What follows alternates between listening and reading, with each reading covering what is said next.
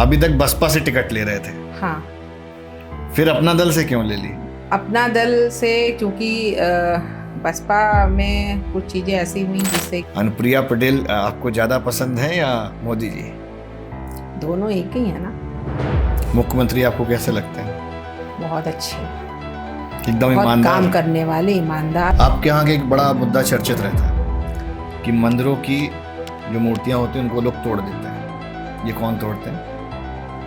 ये अराजक तत्व हैं कुछ लोग, वो लोग तोड़ करके जो है खड़े हो जाते हैं और कहते हैं कि उसी के ही गांव के ही लोग जिससे वो असंतुष्ट जिनसे उगा ही नहीं कर पाते हैं उनके नाम लिखवा करके FIR दर्ज कर देते हैं। इसके लिए हम लोगों ने सब जा कर के कमिश्नर जी से भी कहा और सबसे कहा, उन्होंने इस पे कार्रवाई करी, उन पे रोक लगाई। अब इस समय बिल्कुल सब चीज़ शांत है क्योंकि योगी जी की सरकार में ये सब चीज़ें संभव नहीं है। लोग जो सोचते हैं कि इस तरह के कर लें तो वो नहीं कर सकते। विकास कार्य लोग पैसा कैसे कमाते हैं इसमें विधायक होने के बाद?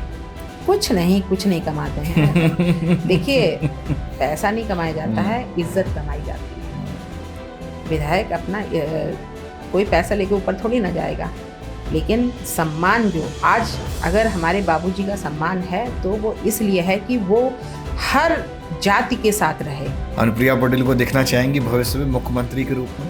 भाई ये तो आगे आने वाला समय बताएगा ना, समीकरण बताएगा। समीकरण बताएगा। आप चाहते हैं कि मुख्यमंत्री बने हो? ये आगे बढ़ना सभी का हक है, सब वो बढ़े, बहुत अच्छी बात है। हम लोग को तो गर्व महसूस होगा। Brought to you by JLR Eye Hospital, Kanpur.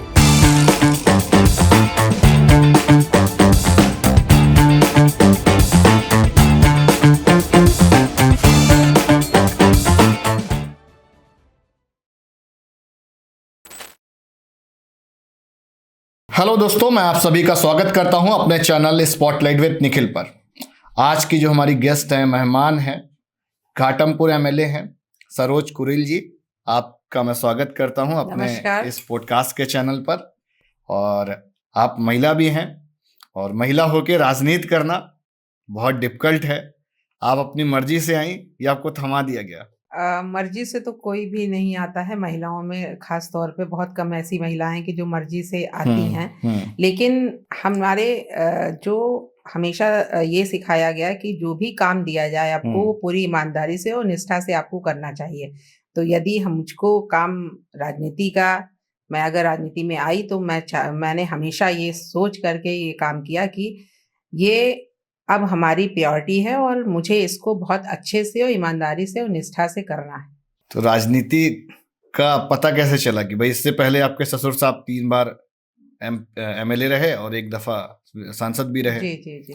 तो उनकी विरासत आपको थमा दी गई? हाँ, चूंकि घर में ऐसे कोई भी नहीं था और मेरे हस्बैंड को ये विश्वास था कि अगर मैं इनको ये चीज दूंगा करने के लिए तो ये काम पूर्ण रूप से, संपूर्ण रूप से ये करेंगी। इसलिए उनका एक विश्वास जो था वो मेरे ऊपर, उनके विश्वास पे मैं भी खरी उतरने की पूरी कोशिश करती हूँ हमेशा। एज एन फीमेल अगर हम आपसे पूछे तो अपना घर का काम और जो है पॉलिटिक्स कैसे मैनेज करती हैं, क्या रूटीन रहता है?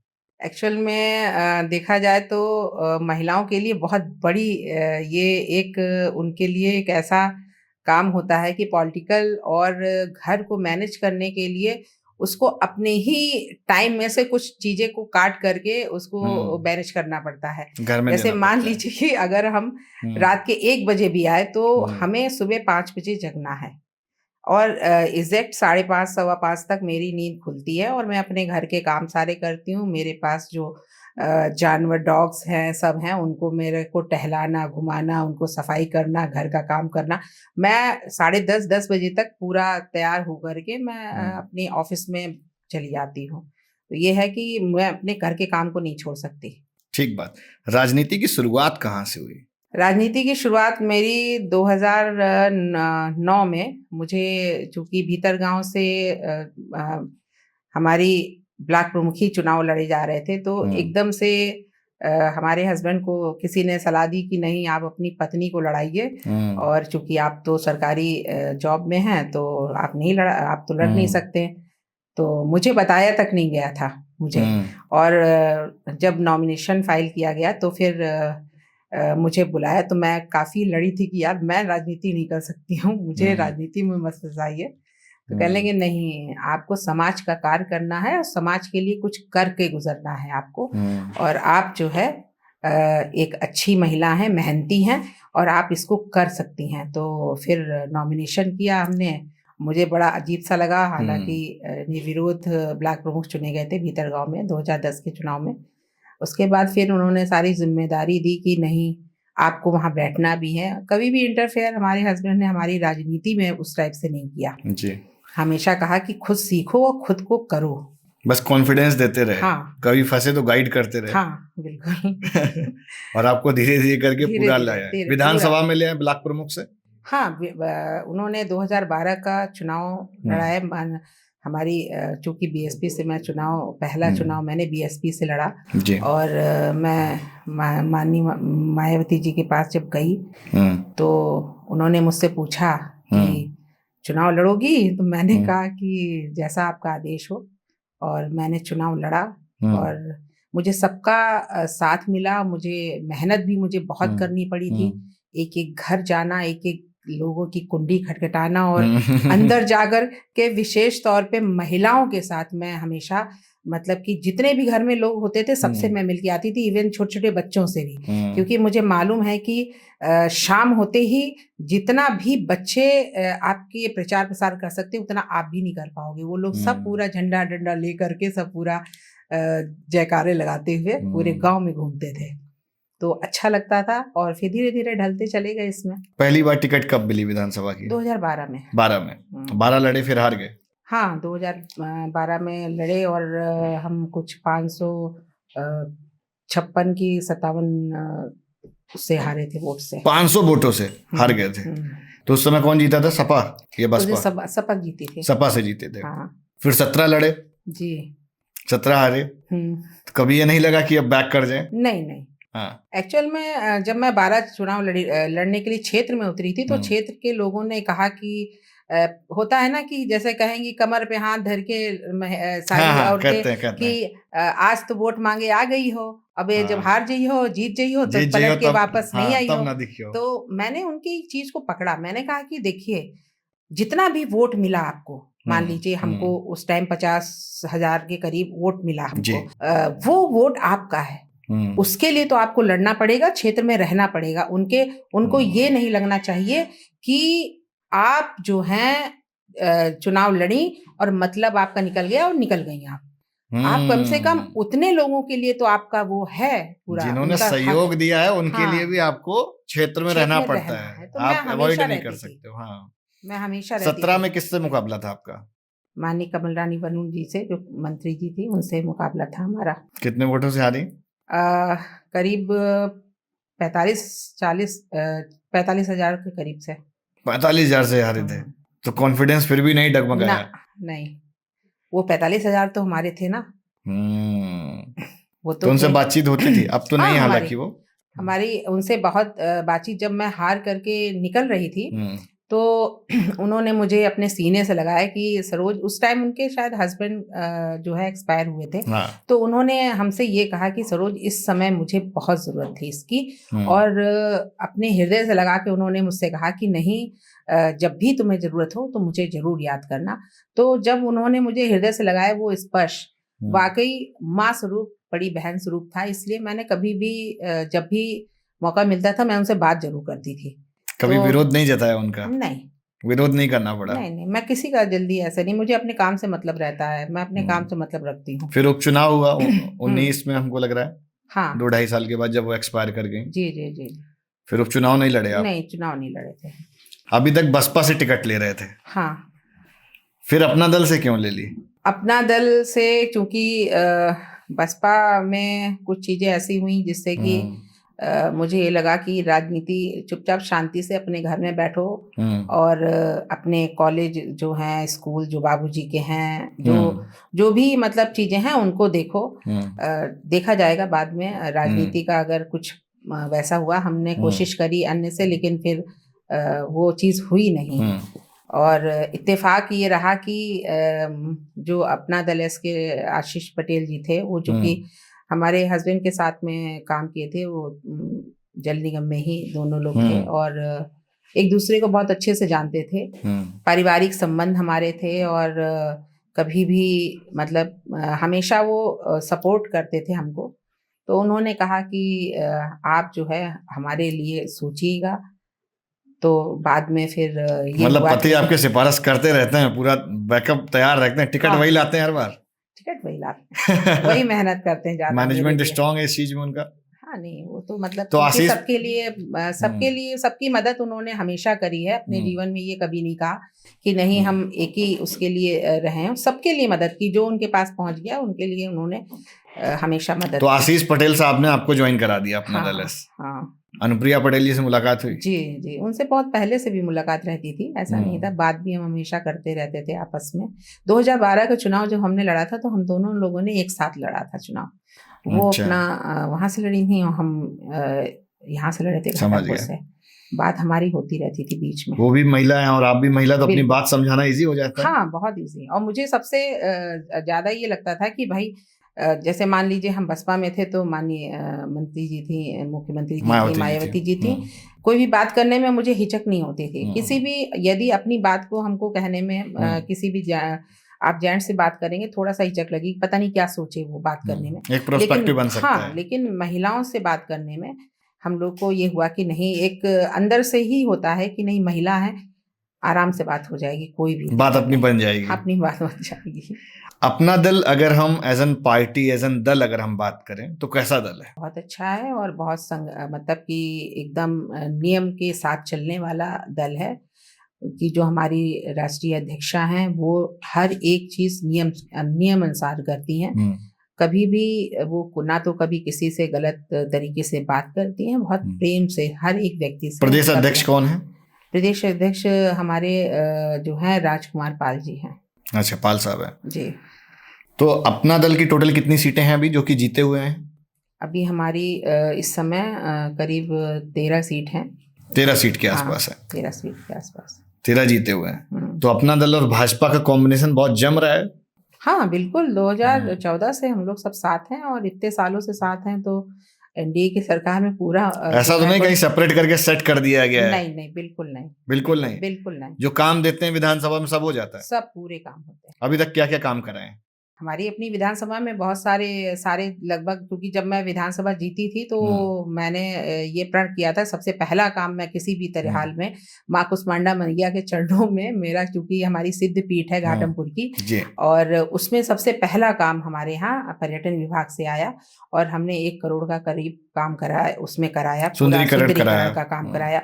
और उसके बाद जो है हम लोग ने एक हमारे यहाँ मंदिर पड़ता है भद्रस का भद्रकाली, वहां पर काम हुआ।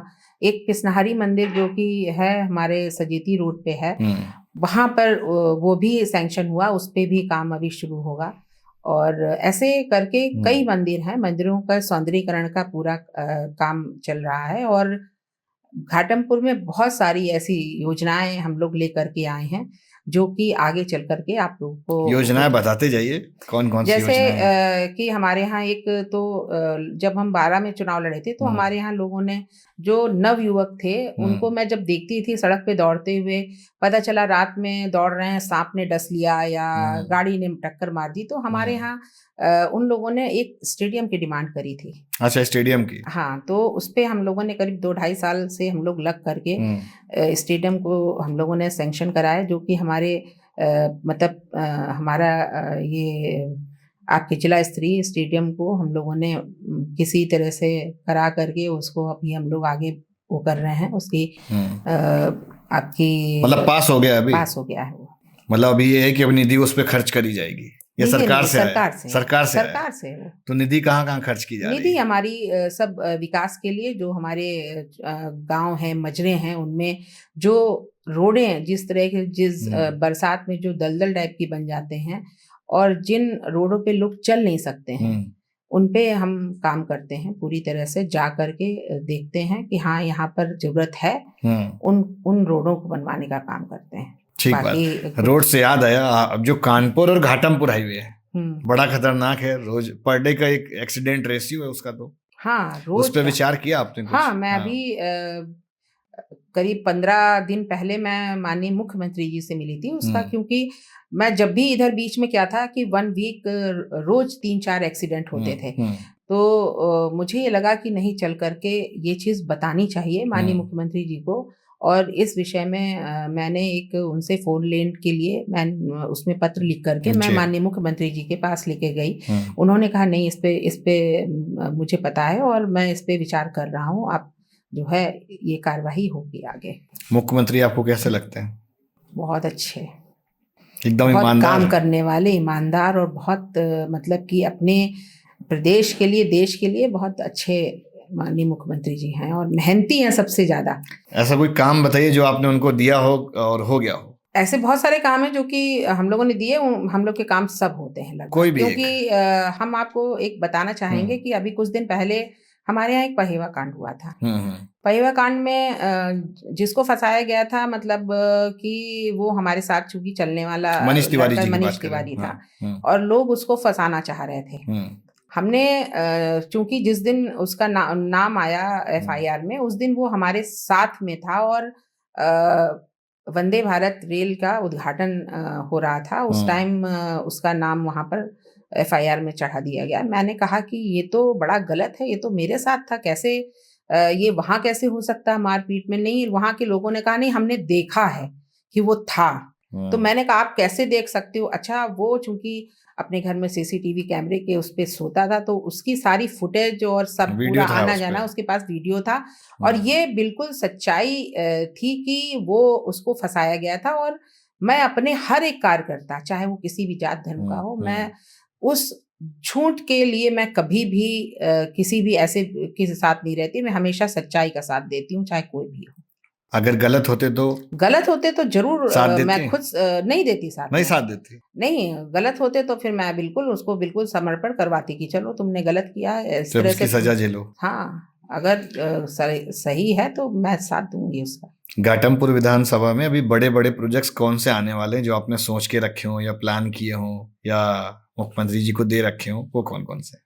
अभी देखिए, हम लोगों ने चौड़ीकरण की ही रोडें दे रखी, 3 हमारी सैंक्शन भी हो चुकी हैं। एक हमने हमारा जो जहानाबाद पे जो पुल है, रेलवे पुल है, उसको दे रखा है और बड़ा है वो, मतलब क्योंकि बड़ा प्रोजेक्ट है।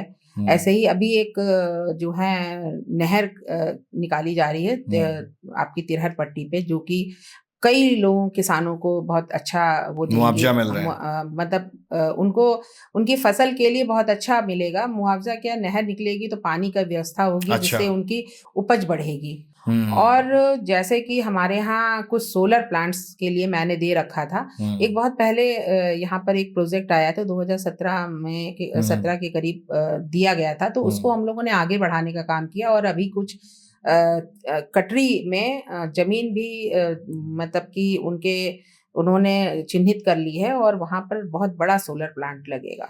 आप पावर प्लांट की बात कर रहे हैं क्या? एक जो नहीं, वो अलग है, ये वो अलग है, वो अलग है, आपकी विधानसभा में नहीं आता है। नहीं, वो हमारी विधानसभा में हमारा सोलर प्लांट भी है और हमारा जो बरीपाल में है। हाँ, बरीपाल। हाँ। जो हमारा मऊ नखत में ये वाला जो है हमारा जो पावर प्लांट है, वो मऊ नखत की तरफ है और ये भी कटरी, ये लगेगा कटरी काटर में। बहुत बड़ा। तो ये प्रोजेक्ट्स हैं आपके में। विधानसभा की समीकरण क्या है घाटमपुर के? विधानसभा के समीकरण आप ये समझ लीजिए कि SC हमारा बाहुल्य है। SC बाहुल्य है। 60% आप 100% के हिसाब से आप ये समझिए कि 40 के करीब जो है हमारा SC है।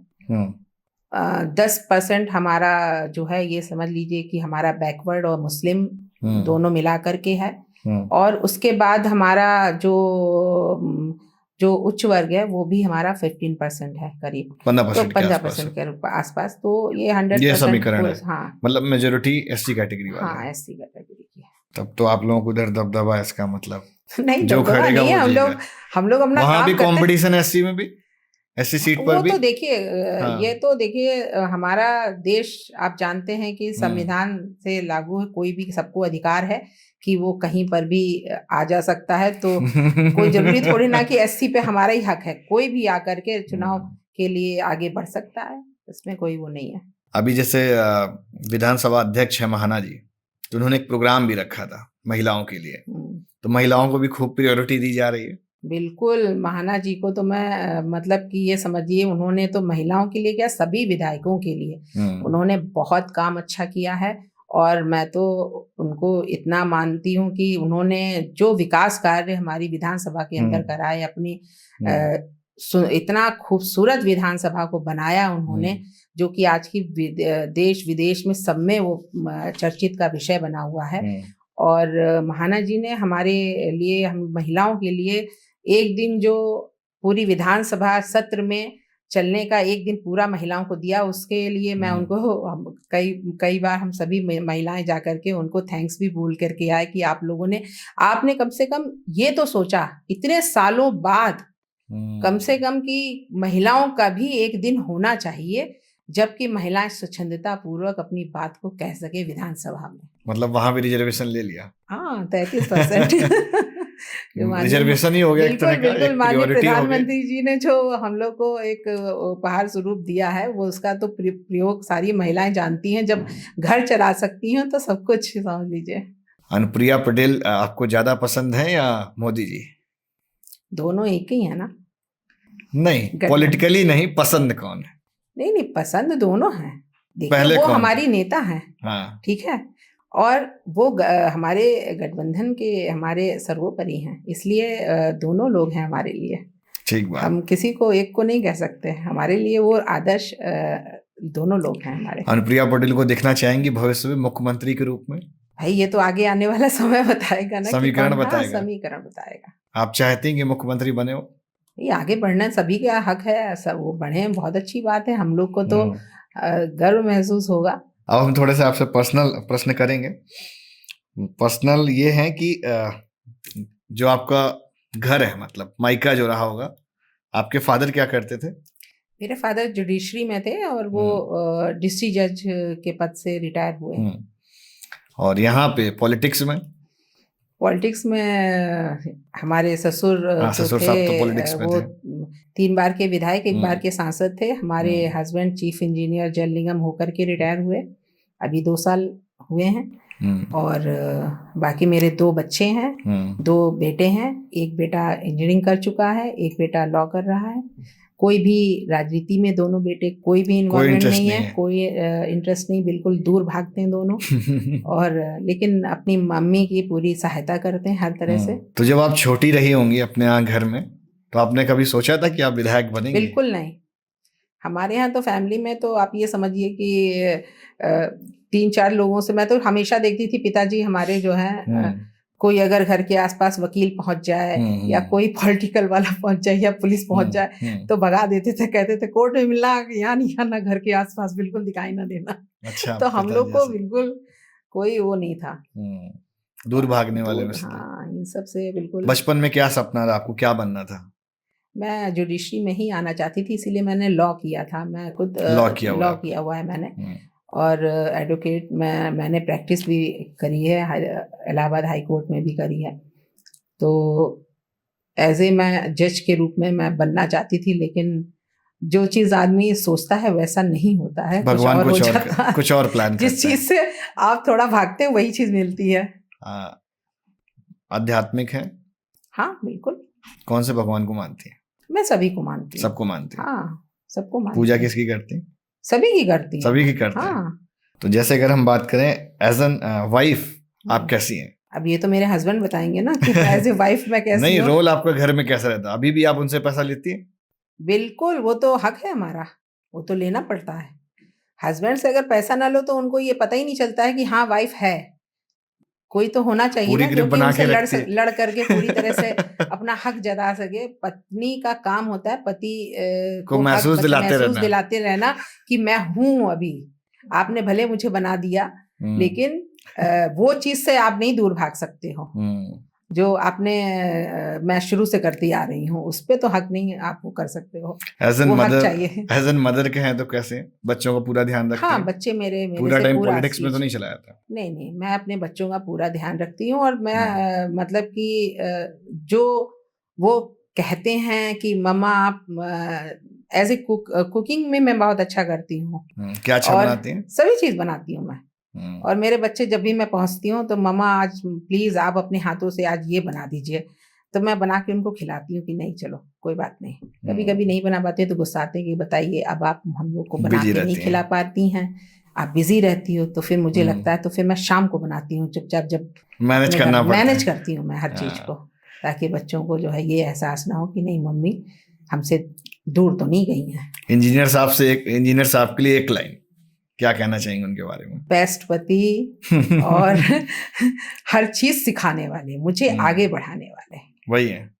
और मेरी पूरी टीम जिसने मेरे लिए किया, बहुत अच्छी मेरी टीम है। उन्होंने अपने सभी जितने भी हमारे साथ रहते हैं उन सभी का मैं धन्यवाद करती हूँ, जिन्होंने बहुत ऐसे समय में जब मैं 2012 से 17 तक मैं चुनाव हारी हूँ, उस बीच में मेरी अपनी पूरी टीम ने मेरा बहुत साथ दिया हर चीज में। उन्होंने मुझे टूटने नहीं दिया, मेरे हस्बैंड ने नहीं टूटने दिया, ना ही मेरी पूरी टीम ने टूटने दिया। आज भी मेरी टीम पूरी मेरे साथ है। जैसे जनता का काम करती हैं जी, तो कैसा महसूस होता है? अच्छा लगता है? बहुत अच्छा। मैं जब 12 में चुनाव लड़ी थी, उसके बाद में चूंकि मुझे ये लगता था कि पॉलिटिक्स में आपकी ब्यूरोक्रेट्स में पकड़ अच्छी होनी चाहिए, तभी आप काम करा सकते हो, क्योंकि अधिकारियों से काम लेना मुश्किल होता है। मुश्किल होता है, उनके पास तक पहुंचना बहुत मुश्किल है।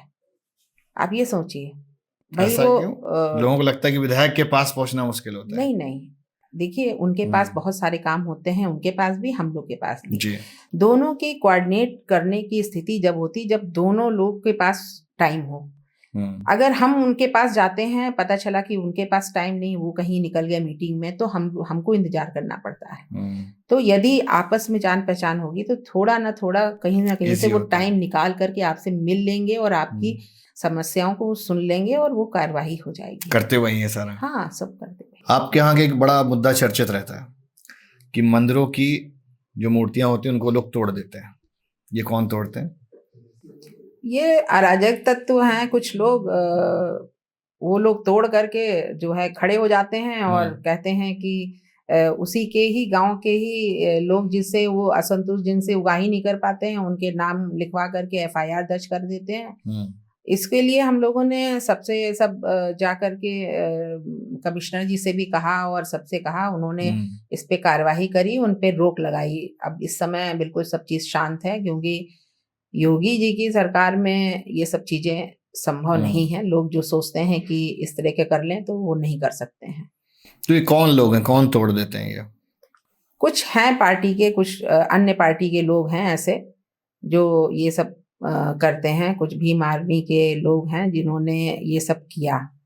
और मुझे बड़ा कभी कभी दुख होता है कि बाबा साहब ने ये सब थोड़ी ना कहा कि मूर्ति तोड़ करके नेतागिरी करो। भाई, उन्होंने तो संविधान की रचना करी, पूरे देश को आगे बढ़ाने के लिए हर जाति वर्ग को उन्होंने रखा। कोई किसी भी एक जाति के लिए नहीं रहे, हर एक व्यक्ति के लिए रहे वो। तो हम लोग तो चाहेंगे कि भाई ये सब हरकत ना करें। तो आपने कंप्लेन नहीं करी चीफ जो भीम आर्मी है? नहीं, हमने उनसे नहीं करी। जहां हमें करनी है वहां हमने करी। उस योगी जी से कर दी? हाँ, मैंने करी, उनसे भी करी। वहां तक जाने की जरूरत नहीं पड़ी, यहीं से ही सारी कार्रवाई हुई। और अब नहीं हो रहा है ऐसा कुछ भी। ठीक बात। योगी जी के लिए अगर हम बात करेंगे भाई, तारीफ क्या हो सकती है? या मतलब गवर्नमेंट तो बहुत सारी रही, और इस गवर्नमेंट में खास क्या, मतलब क्या चीज है जो आपको बहुत आकर्षित करती है? देखिए, एक तो हमारा जो पहेवा कांड हुआ था, उसमें जो कि काफी चीजें गलत हो रही थी और हम लोग को सबको फंसाया जा रहा था। तो उसका पत्र लेकर के हम माननीय योगी जी के पास गए। उन्होंने मतलब कि मुझसे कहा कि आप परेशान ना हुई, आपकी चीजों को हम देखते हुए कार्यवाही तुरंत कराएंगे। और आप विश्वास नहीं करेंगे कि इमीडिएटली तुरंत कार्यवाही हुई और हर चीज सही हुई और उस पे हमारी बात को सुना गया। और उन्होंने जो है जिस तरह से था सही उस पे निर्णय लिया गया और आज ऐसा कुछ नहीं है। एकदम सही, बिल्कुल एकदम ऑनेस्ट, बिल्कुल ऑनेस्ट, कोई मिलावट नहीं भाजपा सरकार में। कुछ नहीं, कोई नहीं मिलावट। तो योगी जी को चाहेंगे आप भविष्य में प्रधानमंत्री बने? बिल्कुल चाहेंगे कि आपकी शुभकामनाएं हैं उनके साथ? बिल्कुल शुभकामनाएं हैं हर तरह से। ठीक बात। एक चीज तो थी कि जब हम लोग मतलब कि चुनाव में रहते थे तो ये लगता था कि यार अगर जीते तो हमें ये करना है, और हम वाकई अपने घाटमपुर के लिए हमने बहुत भाग दौड़ करके बहुत सारी ऐसी चीजें कराई जो कि आगे चल करके देखिएगा, खुद आप लोग को समझ में आएगा। और एक विधायक का जो काम होता है, विधायक खाली ये नहीं होता, हाँ विधायक बन गए आदमी कहने लगा कि नहीं अरे अब तो खूब पैसा आएगा, पैसा आएगा ना। विधायक का असली काम होता है अपने क्षेत्र के विकास के लिए दौड़ करके जो विकास कार्य आपके विधानसभा से जो निकलते हैं उनको ले करके अपने क्षेत्र में विकसित कराना। असली काम विधायकी का ये होता है कि अपने क्षेत्र को विकसित कराओ, अपने क्षेत्र में जितने भी जो सरकार आपके जो कार्य दे रही है, जितना विकास कार्य करा रही है, उनको अपने क्षेत्र में ला करके विकास कराना, ये ना कि पैसे के पीछे पीछे दौड़ना। विकास कार्य लोग पैसा कैसे कमाते हैं इसमें विधायक होने के बाद? कुछ नहीं कमाते हैं। देखिए पैसा नहीं कमाया जाता है, इज्जत कमाई जाती है। विधायक अपना कोई पैसा लेके ऊपर थोड़ी ना जाएगा, लेकिन सम्मान जो आज अगर हमारे बाबूजी का सम्मान है तो वो इसलिए है कि वो हर जाति के साथ रहे और उन्होंने कभी भी पैसे की तरफ नहीं ध्यान दिया। वो तो अपनी सैलरी भी उठा करके सबको बांट देते थे, घर में कुछ नहीं होता था। अम्मा बताते हैं पिताजी पुरी साहब कि अम्मा बकरियां जो है रखती थी, उसी को बेच करके हमको पढ़ाया लिखाया उन्होंने। पिताजी की सैलरी मतलब अम्मा कभी भी नहीं ले पाती, नहीं वो पता चला कोई आ गया ले गया, दे दिया उसको। आप भी पैसा बांटती? खूब बांटते हैं। जो हमारी सैलरी हमारे हिसाब से होती है, जो बन पड़ता है। पैसा ऐसे नहीं बांटते, लेकिन जरूरतमंद किसी को वाकई जरूरत है, किसी की बिटिया की शादी में नहीं हो रहा है, बाकी तो हमारे माननीय मुख्यमंत्री जी इलाज के लिए पूरा मुख्यमंत्री राहत कोष पूरा है। और मैं तो धन्यवाद दूंगी भैया मुख्यमंत्री जी को कि उनके द्वारा इतने अच्छे कार्य हो रहे हैं। अभी महाकुंभ देखिए कितने अच्छे से सब पूरा चल रहा है। आप गई महाकुंभ? नहीं, मैं जा रही हूँ, आज जाना है। हम लोग को कहा गया है ना कि इन जो वैसे हैं उसमें मत जाइए, बाकी किसी भी दिन जाइए। अच्छा, मतलब तो आगे पीछे एडजस्ट करिए क्योंकि उस दिन क्राउड ज्यादा होता है। तो हम 11 तारीख को हमने कहा है 11 तारीख को जाएंगे हम, क्योंकि 12 को माघ स्नान है। जी, तो उसमें जाएंगे फैमिली के साथ पूरी। इसी पॉडकास्ट के साथ हम देंगे विराम। मैम आपसे बात करके बहुत अच्छा लगा और बहुत सारी चीजें मुझे पता चली और दर्शकों को भी पता चली होंगी भाई। और जो लोग इनको रीच करना चाह रहे हैं तो बिल्कुल बहुत आराम से सहज ढंग से इनको रीच कर सकते, कोई भौकाल नहीं, कोई झामताम नहीं, डायरेक्टली आपको मिल हमारे पास कोई भी व्यक्ति आ सकता है और कोई भी तीसरे व्यक्ति की जरूरत नहीं है। आप स्वयं सीधे आकर के मिलिए, अपनी समस्याओं को लेकर के हमारे पास आइए और आपकी समस्या का समाधान पूर्ण रूप से होगा। मैं घाटमपुर वासी सभी को मैं बहुत बहुत धन्यवाद देती हूँ जिन्होंने मुझे चुना और आगे बढ़ाया, मुझे प्यार दिया, आशीर्वाद दिया। इसके साथ जो है जो आगे चलेगा उसमें भी आप सबका सहयोग ही रहेगा। ठीक बात, नमस्कार। नमस्कार।